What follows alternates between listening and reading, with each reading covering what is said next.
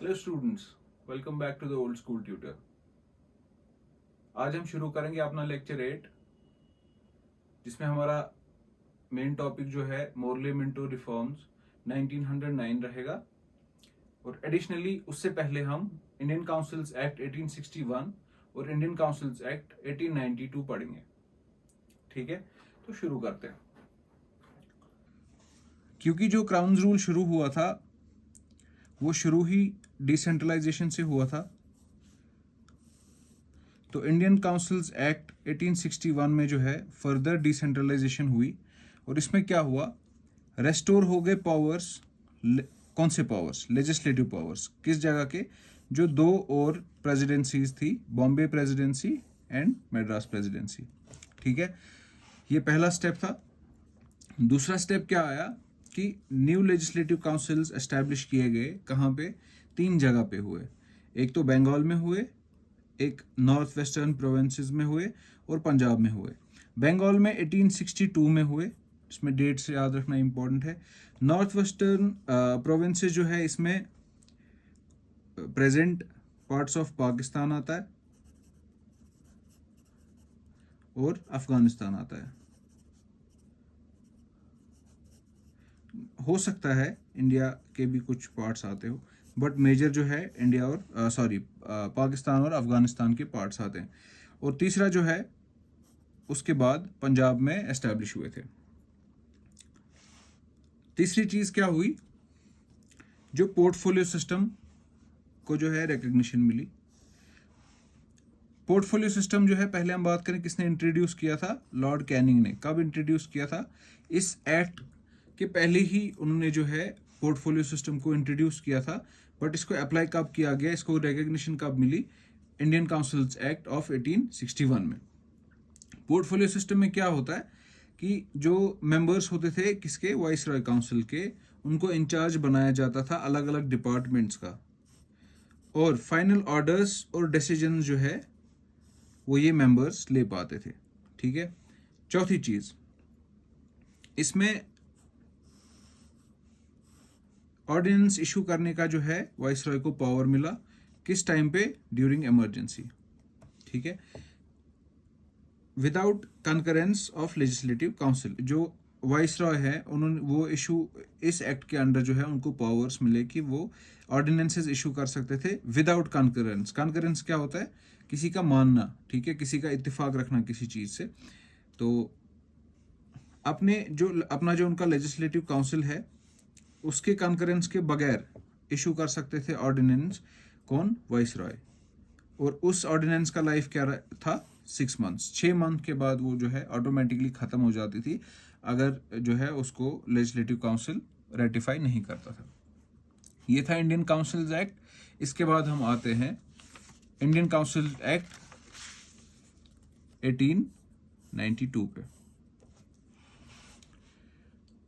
फिर से स्टूडेंट्स, जो प्रोसेस था डिसेंट्रलाइजेशन का वो कंटिन्यू होता गया। इसमें जो है इंक्रीज होता गया किसमें? Non official members. Non official members क्या होते थे? ऑफिशियल मेंबर्स वो मेंबर्स होते थे जो ब्रिटिशर्स या ब्रिटिश गवर्नमेंट जो है वो अपॉइंट करती थी किनमें? अपने लेजिस्लेटिव काउंसिल्स में। और नॉन ऑफिशियल मेंबर्स जो होते थे ये मेजरली इलेक्टेड होते थे, ये और मोस्टली जो है इंडियंस में से होते थे। तो इंडियन काउंसिल्स एक्ट 1892 में क्या हुआ, जो increase in non official members किसमें? सेंट्रल लेजिस्लेटिव काउंसिल जो सेंटर गवर्नमेंट थी और प्रोविंशियल लेजिस्लेटिव काउंसिल, दोनों में हुआ। जो नॉन ऑफिशियल मेंबर, तो आते कहां से थे non official member? Central legislative council में जो है वाइसरॉय इनको जो है लाता था, बट कैसे लाता था? On the recommendation of provincial legislative councils और Bengal chamber of commerce. Similarly provincial legislative councils में कैसे आते थे ये लोग? इनको गवर्नर लाता था ऑन द एडवाइस ऑफ जो डिस्ट्रिक्ट बोर्ड्स होते थे, म्यूनसिपैलिटीज होते थे, यूनिवर्सिटीज होते थे एंड एटसेट्रा। दूसरी चीज क्या हुई? Increase in the functions of the legislative councils. ये भी डिसेंट्रलाइजेशन है। तो क्योंकि फंक्शंस इंक्रीज हो रही है, इससे पहले ये किसी ऑफिशियल या वाइस रॉय या गवर्नर के पास होती, अब जो है ऑल टुगेदर लेजिस्लेटिव काउंसिल को जो है फंक्शंस उनकी इंक्रीज हो रही है। इसमें क्या पावर आया उनको? ऑफ डिस्कसिंग द बजट, सिर्फ डिस्कस कर सकते थे, नॉट वोटिंग, ठीक है। And at the same time इसके बारे में जो है वो एड्रेस कर सकते थे, जो एग्जीक्यूटिव विंग थी उनको क्वेश्चंस कर सकते थे। तीसरी चीज क्या आई? Limited and indirect elections for nominated members was introduced but election word was nowhere used। Limited and indirect election क्या होता है? लिमिटेड इलेक्शन होता है जिसमें जो है लिमिटेड नंबर ऑफ पीपल जो है पार्ट ले सकते हैं, सब लोगों के लिए नहीं होता, it is not open to all. और दूसरी चीज क्या होती है? इनडायरेक्ट इलेक्शन होता है उस तरीके का इलेक्शन जिसमें लोग डायरेक्टली इलेक्ट नहीं करते हैं, बट आप किसी को इलेक्ट करते हो, let's say person A, B and C, और ये तीन मिलके जो है किसी पर्सन एक्स को आगे इलेक्ट करते हैं। जैसे हमारा इंडिया में जो है हमारा प्रेसिडेंट इलेक्ट होता है, उसमें डायरेक्ट इलेक्शन नहीं होता है, बल्कि जो हमारे लेजिस्लेटिव असेंबली के मेंबर्स हैं और पार्लियामेंट के जो मेंबर्स हैं वो लोग जो है प्रेसिडेंट को इलेक्ट करते हैं। सिमिलर जो तरीका है इलेक्शन का उसको इनडायरेक्ट इलेक्शन कहते हैं, ठीक है। तो स्टूडेंट्स ये था इंडियन काउंसिल्स एक्ट 1892। नेक्स्ट जो इंडियन काउंसिल एक्ट 1909 या जिसको बुलाया जाता है Morley Minto reforms 1909। Morley Minto reforms क्यों कहा जाता है इनको? क्योंकि इस वक्त जो है मोर्ले जो थे सेक्रेटरी ऑफ स्टेट थे, जो हमने डिस्कस किया था, पोस्ट सेटअप की गई थी जो ब्रिटिश कैबिनेट में इंडिया के लिए, और लॉर्ड मिंटो जो थे इस वक्त जो है इंडिया के वाइसरॉय थे। तो क्या हुआ इस एक्ट के अंडर? सबसे पहले जो लेजिस्लेटिव काउंसिल्स थे उसके मेंबर्स और इंक्रीज हो गए। सेंट्रल लेवल पे पहले 16 होते थे, अब 60 हो गए, और प्रोविंशियल लेवल पे अलग अलग प्रोविंसेस में अलग अलग तरीके का इंक्रीज हो गया, ठीक है। लेकिन सेंट्रल लेजिस्लेटिव काउंसिल जो था सेंट्रल लेवल पे, उसमें ऑफिशियल मेजॉरिटी बरकरार रखी गई, it was retained. Official majority, official जो है हमने इससे पहले डिस्कस किया है, तो इसमें ऑफिशियल मेजॉरिटी जो है सेंट्रल लेजिस्लेटिव काउंसिल में वो बरकरार रखी गई, रिटेन की गई। लेकिन जो प्रोविंसेस थे उनमें जो लेजिस्लेटिव काउंसिल्स थे उनमें नॉन ऑफिशियल मेजॉरिटी आ गई, मतलब इलेक्टेड मेजॉरिटी आ गई। Point number 3, it enlarge the deliberative functions. Deliberations होता है जहां पे आप बात कर सकते, डिसाइड कर सकते हैं, आर्ग्यू कर सकते हैं, ठीक है। तो इससे इस एक्ट के तहत क्या हुआ? It enlarge the deliberative functions of the legislative councils at both levels. क्या डेलिब्रेटिव फंक्शन इंक्रीज हुई? Voting for separate items but not the budget as a whole. आप बजट के सेपरेट आइटम्स को जो है वोट कर सकते हैं, but budget as a whole जो है आप वोट नहीं कर सकते हैं। उसके बाद point number 4, for the first time Indians को एसोसिएट किया गया executive councils of viceroy as well as governor, for the first time.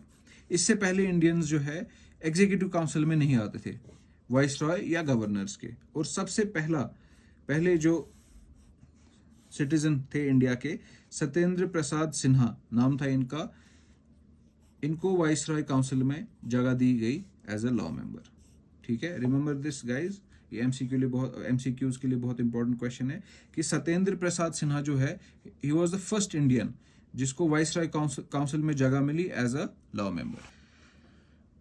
इसके बाद जो काफी